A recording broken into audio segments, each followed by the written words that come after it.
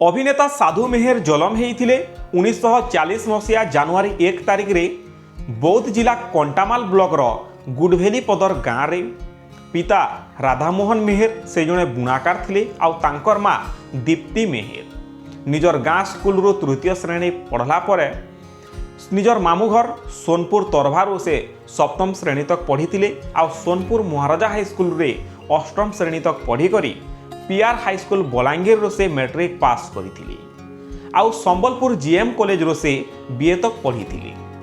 साधु मेहर पिला दिनु ही अभिनय प्रति बहुत आकर्षित थिले। से अनेक मचान मारे अभिनय करुथिले आउ थरे हेंता गुटे मचान रे अभिनय करबार समय रे तांकर बापांकर देहांत खबर पाइथिले। तांकर ग्रेजुएशन सरला परे अभिनय रे डिप्लोमा करबार लगी से कोलकातार रवींद्र भारती जाइथिले आउ सेठाने से पहला ओडिया छात्र भाबे मंच आउ सिनेमा रे शिक्षा ग्रहण करिथिले। परे पुणेर Film and Television Institute of India रो एक्टिंग रे से डिप्लोमा हासिल करिथिले।